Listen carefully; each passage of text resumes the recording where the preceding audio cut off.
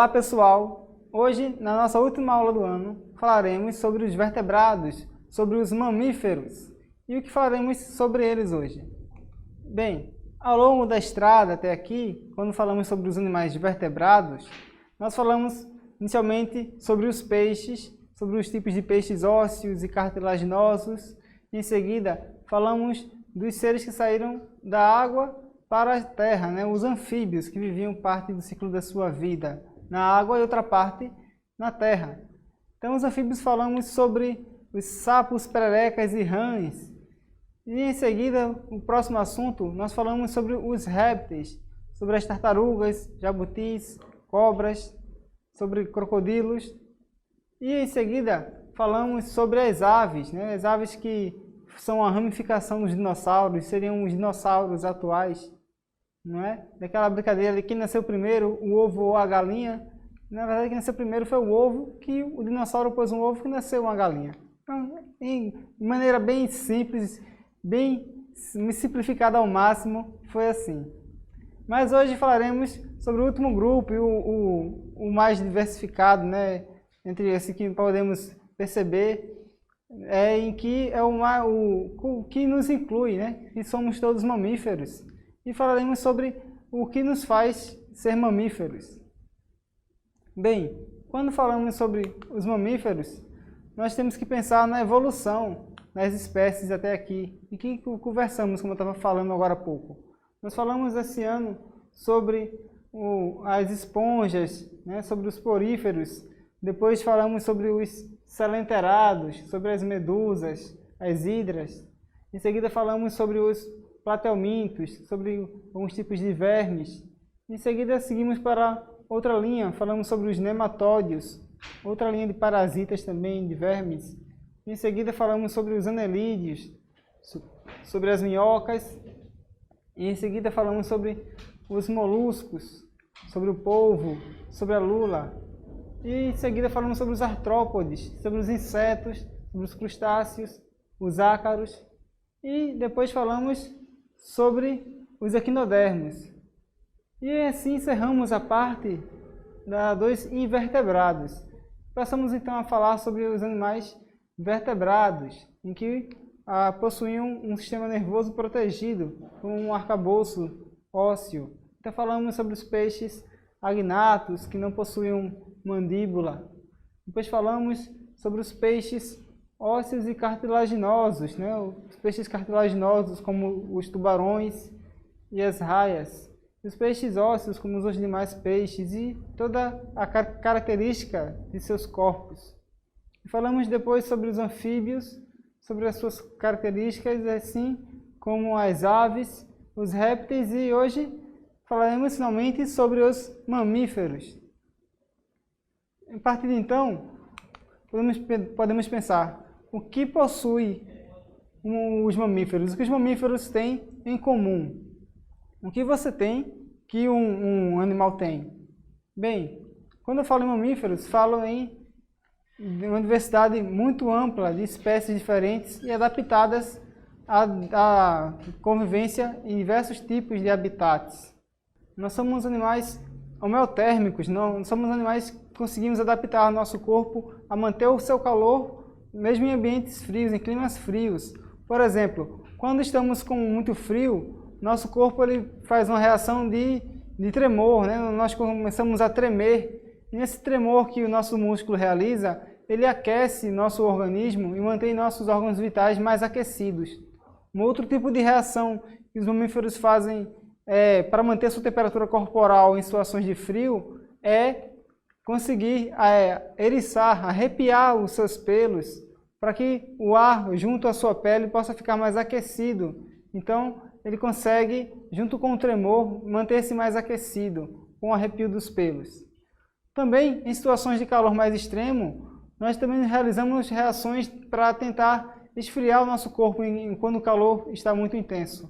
Como, por exemplo, a sudorese, né? O suor. Né? Nós possuímos glândulas especiais na nossa pele que nós suamos para que a nossa temperatura corporal alivie um pouco. Né? O suor, quando chega na superfície da pele, ele evapora e esfria um pouco o nosso corpo. Assim como outros animais que não conseguem suar, eles ofegam, né? O cão, por exemplo, ele fica ofegante, coloca a língua para fora para que os vasos da sua língua possam entrar em contato com o ar e possam se esfriar um pouco.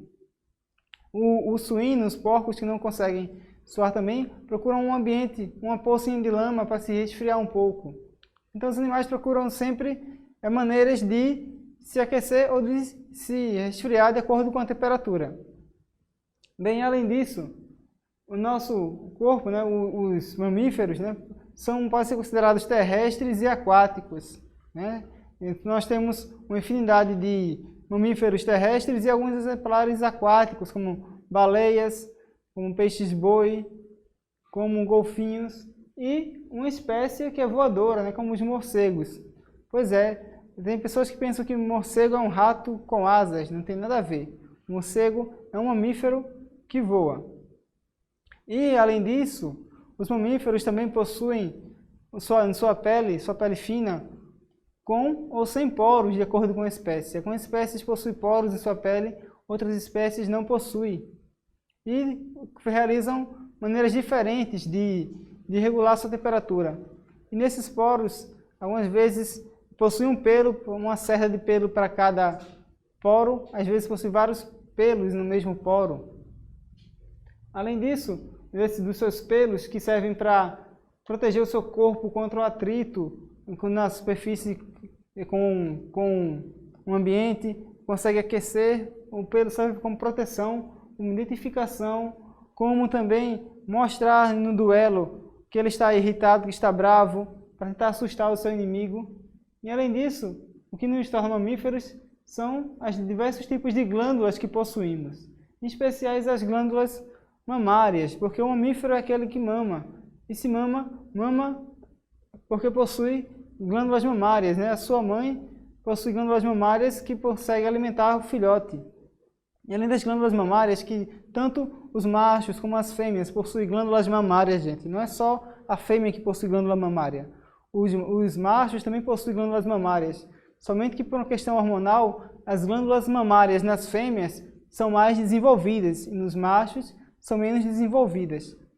Mas ambos também possuem glândulas sebáceas que são responsáveis pela lubrificação da pele, que criam uma camada de óleo que protege a pele contra o ressecamento. Além disso, possuem também glândulas sudoríparas que produzem o suor, que auxiliam no resfriamento do corpo. E também glândulas odoríferas, né, que são responsáveis por eliminação de odor. E esse odor é um feromônio, é um cheiro característico, um cheiro somente seu, um cheiro que identifica aquele animal. E também essas glândulas podem servir como uma defesa do animal, que exala um odor bem fedorento, que assusta os predadores e ele pode se proteger, pode fugir dos predadores. Então nós possuímos diversos tipos de glândulas. Essas glândulas que eu falo aí são glândulas exócrinas. São glândulas que possuem e secretam substâncias para o exterior. Mas também possuímos glândulas internas, como o nosso fígado, uma glândula, como o pâncreas. São órgãos do nosso corpo que também possuem substâncias que ajudam em todo o nosso funcionamento. Além disso, o nosso coração, em comparação com os outros seres vivos que falamos, em relação às aves, aos anfíbios, aos répteis, aos peixes, nosso coração é o mais completo, né? Tudo foi evoluindo com o tempo e que o coração aí chegou numa situação ótima, porque ele possui uma circulação dupla, então possui o sangue venoso e o sangue arterial, em uma circulação fechada, em que somente existem vasos que somente carregam o sangue arterial, rico em oxigênio, que são as artérias. Existem vasos especializados em carregar o sangue venoso, rico em gás carbônico. E, além disso, é uma circulação completa, porque o coração possui 4 cavidades, em que, no movimento dos seus batimentos, conseguem receber o sangue dos pulmões e jogar para o restante do corpo. E também receber sangue do restante do corpo e jogar para os pulmões. Isso no seu movimento de batimento.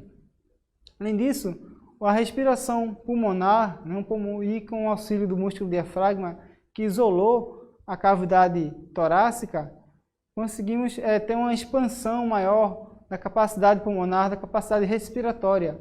então conseguimos respirar uma frequência maior. O interessante é que quanto menor é o animal, maior a sua frequência respiratória, maior a sua frequência cardíaca. Se você, por exemplo, tentar tocar lá no coração do seu cachorrinho, vai perceber como o coração dele bate acelerado, né? Então, se você tem um animal maior, como um cavalo, tentar sentir os batimentos cardíacos dele, vai ver como ele bate mais lentamente o seu coração, sua frequência cardíaca. Além disso, a digestão, o sistema digestório completo dos animais, foi uma capacidade adaptativa muito importante para eles, né? Então, nós temos animais que são carnívoros, que se alimentam de carnes, devoram outros animais, são animais predadores. Nós possuímos animais onívoros, que são animais que se alimentam tanto de vegetais quanto de proteína animal, como de carnes. E possuímos também, no grupo dos mamíferos, os animais herbívoros, que se alimentam exclusivamente de plantas. Dentre esses animais, eles possuem adaptações no seu corpo que auxiliam a digerir os vegetais, a digerir, em especial, a celulose, que é de onde vem a energia das plantas. Esses animais são divididos em animais ruminantes e não ruminantes, que falaremos mais adiante. Além disso, em relação ao sistema reprodutor, os mamíferos possuem uma grande evolução, que foi o surgimento da placenta, em que o filhote ele fica totalmente isolado do corpo da mãe e ele consegue absorver nutrientes da mãe e depois são animais vivíparos, né? Então, nós possuímos animais vivíparos que já nascem completos, nós possuímos animais que passam um período dentro da mãe e depois seguem para um saco externo, marsúpio, são animais marsupiais, e ainda possuímos duas espécies, que são o ornitorrinco e a equidna, que são mamíferos ovíparos. Pois é, são mamíferos que põem ovos. Uma coisa muito interessante. Então, entre essas diferenças que existem entre os mamíferos, nós percebemos que existem cerca de são 3, 7, 14 ordens de mamíferos que podemos falar de características especiais que eles possuem. Então, nós possuímos, eu falarei mais adiante, todas essas ordens de mamíferos vêm de um ancestral em comum, em que, com a evolução dos mamíferos, depois da extinção dos dinossauros, em que os dinossauros não foram extintos totalmente, foi o que proporcionou o desenvolvimento das espécies pequenas, como as aves e os mamíferos. E essa diversidade de espécies que foram surgindo ao longo de milhões de anos proporcionou a grande variedade de aves e mamíferos que possuímos hoje. E nessas ordens de mamíferos que vamos falar, nós perceberemos que eles possuem muitas diferenças, porém são muito semelhantes. Por exemplo, quando pensamos na pata do golfinho ou da foca, elas são adaptadas ao nado, servem para nadar, e são mamíferos. Da mesma forma como a pata do cão ou a pata da ovelha são adaptadas para correr, para o ambiente terrestre. E a pata humana, né, a mão humana ou a pata de um mussaranho, são adaptadas para pegar, para agarrar. Todas tiveram origens embrionárias diferentes, mas possuem funções semelhantes de movimentação, de locomoção. E quando percebemos anatomicamente, todos os ossos são muito semelhantes à localização de cada osso. Então percebemos que são pequenas adaptações evolutivas para cada ambiente que o animal vivia, que o animal foi adquirindo ao longo do ambiente em que ele vivia. Então nós somos diferentes, porém muito semelhantes embriologicamente. E nessas ordens de primatas que falaremos agora, quero começar pelos mamíferos monotremados, também chamados em outros livros de prototélios. Os dois principais exemplares deles, aliás, os dois únicos exemplares dele na natureza, são o ornitorrinco e o equidna, que são dois animais que vivem na Austrália e possuem características bem diferentes dos demais. O ornitorrinco, ele possui esse bico de pato engraçado, ele possui uma glândula de veneno na época da reprodução, ele põe ovos, desses ovos surgem os filhotes, e como esses filhotes mamam? Eles possuem poros no seu ventre que secretam leite. Eles não possuem uma glândula mamária com um úbere, com um teto, como são os demais mamíferos. Esse leite ele vai escorrendo nos poros do seu ventre. E são animais bem diferentes, né, do que estamos adaptados. Depois dos monotremados, foram surgindo animais em que não colocavam mais ovos, mas o desenvolvimento do seu ventre, se não terminava somente do seu ventre e saía um animal pronto. Ele passava por uma fase dentro do ventre da mãe, colado com a barriga da mãe, numa bolsa chamada marsúpio. São os mamíferos marsupiais, como o canguru, como o koala e também o timbu ou saruê, dependendo da região que você mora, que leva um nome diferente. Mas eles são animais marsupiais, em que o desenvolvimento do seu filhote não ocorre totalmente na gestação. Depois de eles parirem, esses filhotes entram dentro da bolsa e ficam lá por mais algum período, se desenvolvendo mais. E como lá recebem o calor corporal da mãe e também as glândulas mamárias da mãe estão dentro dessa bolsa. Então eles ficam dormindo, mamando, crescendo, terminando o seu desenvolvimento. Em seguida, nós temos os mamíferos insetívoros, né, que, como o próprio nome fala, eles devoram insetos, como a topeira, como o ouriço e o mussaranho, que é um pequeno animalzinho bem engraçado, bem ágil também. E se alimentam exclusivamente de insetos. Uma outra ordem de mamíferos são os mamíferos quirópteros, os mamíferos voadores, como os morcegos. E os morcegos possuem diversos hábitos alimentares, não é nada, como eu falei antes, de morcego vir de um rato que cresceu, ou então um morcego vai virar vampiro. Nada disso, gente. Morcegos são animais importantíssimos para o meio ambiente, pois eles auxiliam na polinização de diversas plantas, controlam a população de insetos quando são morcegos insetívoros, que se alimentam de insetos, ou então disseminam sementes quando são animais morcegos frugívoros, quando são morcegos também nectários, que se alimentam de néctar e conseguem ajudar na polinização das flores e nascimento dos frutos, ou na dispersão de sementes, quando se alimentam de frutas, ou até mesmo quando são hematófagos, que cerca de 150 espécies de morcego do Brasil, 3 alimentam-se de sangue, são hematófagos, mas possuem sua importância também na teia alimentar das florestas. Então, morcegos são animais muito importantes e que devemos preservá-los. No entanto, se você vir um morcego caído no chão na sua casa, você deve isolá-lo, colocá-lo em uma lata e encaminhá-lo para a vigilância ambiental do seu município, para que eles possam analisar se esse morcego está infectado com o vírus da raiva. E a partir de então, realizar medidas preventivas na região onde você mora. Uma outra ordem importantíssima são os primatas, essa ordem que nós pertencemos.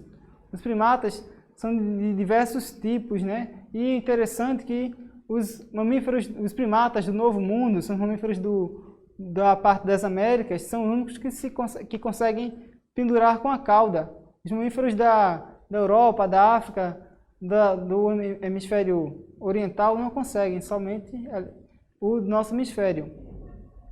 Então, esses primatas possuem características muito semelhantes a nós, mas quando alguém disser o homem veio do macaco, não pensa isso, certo? Porque o homem não veio do macaco, é uma maneira grosseira de dizer. Nós possuímos uma evolução bem semelhante e até hoje sabe que existe, mas não consegue provar um parente semelhante que houve lá atrás, e não encontramos ele. Mas sabe que por poucas semelhanças, algo lá atrás esteve um elo perdido entre essas espécies. Mas o que evoluímos diferentemente, né? O que conseguimos, o boom da nossa evolução, a nossa explosão evoluiu bastante por conta de pequenos detalhes, como por exemplo, o dedinho, o seu polegar, que você dá o joinha, invertido em direção aos seus dedos, foi o que permitiu que você conseguisse fazer um movimento de pinça. E isso foi importantíssimo na evolução para você conseguir coletar pequenas sementes, pequenos alimentos e desenvolver, se alimentar melhor e desenvolver o seu cérebro. Também você andar em pé, andar de forma bípede, com os 2 pés, ao invés de ser um quadrúpede, que andava com as 4 patas no chão, conseguiu fazer com que o homem enxergasse mais longe e fosse também mais rápido. Então, pequenos detalhes foram importantíssimos para a nossa evolução em comparação aos outros primatas. E existe uma diversidade enorme de primatas ainda na nossa natureza. Outra ordem importantíssima também são os desdentados, né, pois sem dentes, chamado também de ordem edentata. São representantes dele o tamanduá, o bicho preguiça e o tatu.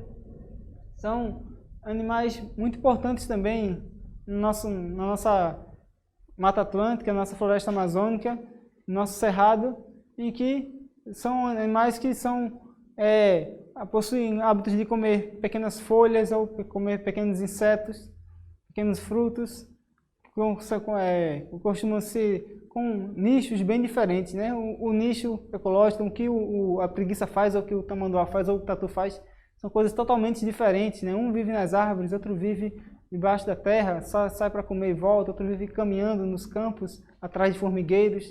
Então, possuem nichos diferentes, mas possuem uma origem evolutiva semelhante, são animais desdentados. A outra ordem de mamífero também muito interessante são os lagomorfos, né? São as lebres e os coelhos. Já pensou qual a diferença da lebre para um coelho? Bem, a lebre ela é mais rápida do que o coelho quando corre. A lebre possui orelhas mais longas, o coelho possui orelhas mais curtas e às vezes caídas. Na reprodução, a lebre coloca mais filhotes do que o coelho. E são animais bem semelhantes, mas que possuem pequenas características, pequenas diferenças no seu hábito como esse que eu falei agora. Outra espécie são os mamíferos roedores, como o próprio nome fala, que roem. São os ratos, os esquilos e o maior roedor do mundo, que é a capivara, que é bem comum, você consegue vê-la em lagos, em alguns rios, e o animal deve ser protegido, assim como todo animal silvestre. São animais que os dentes crescem o tempo inteiro, então eles precisam roer o tempo todo, senão seus dentes incisivos não param de crescer. Os esquilos têm o hábito de guardar sementes, né, guardar nozes na sua boca, na sua bochecha, para levar para casa e consumir depois no inverno. E os ratos têm que comer o tempo inteiro, porque para desgastar o seu dente, seu metabolismo é muito rápido. Os roedores, eles possuem uma fisiologia, um funcionamento do corpo muito parecido com os seres humanos. Por isso eles são utilizados em experimentos de testes de medicamentos, de vacinas, porque da maneira que o medicamento se comporta em um roedor, vai se comportar de maneira bem semelhante com o ser humano. Em seguida, nós temos os cetáceos, né? O grupo das baleias, dos golfinhos, as baleias assassinas ou orcas, né? A baleia assassina, na verdade, não é uma baleia, ela é um golfinho.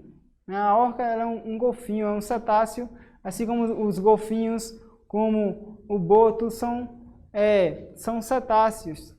E as baleias, existem uma diversidade enorme de baleias, e em especial a baleia azul é que mais se destaca, né? Que ela possui só um tamanho de 2 ônibus, ou então diversos fuscas. E olha só o peso enorme em comparação ao veículo ou então a pequenos carros populares. São animais enormes e que são mamíferos aquáticos.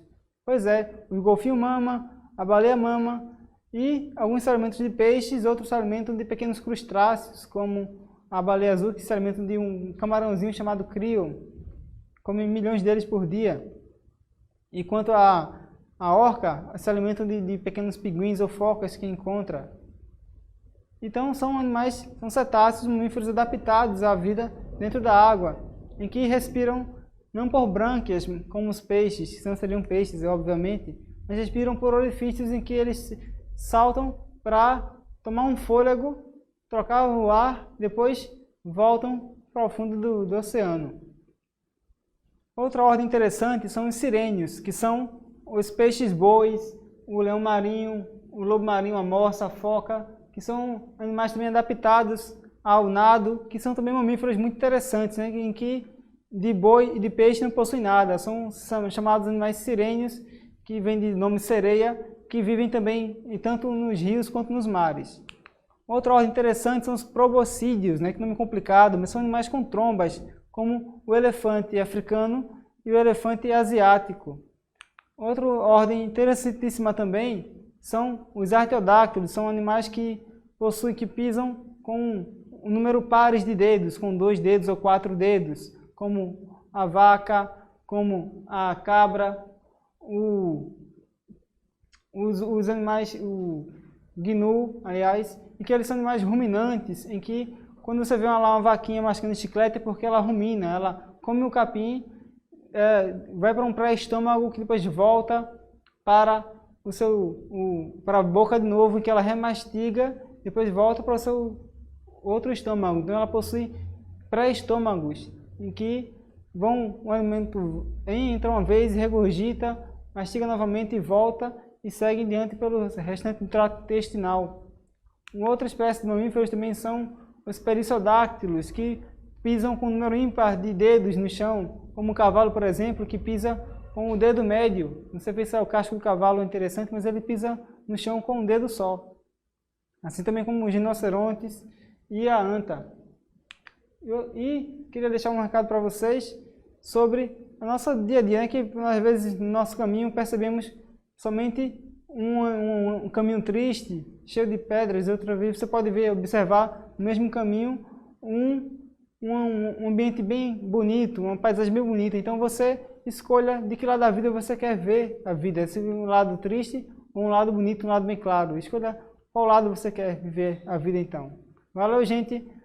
Muito obrigado. Até a próxima aula. Um abraço.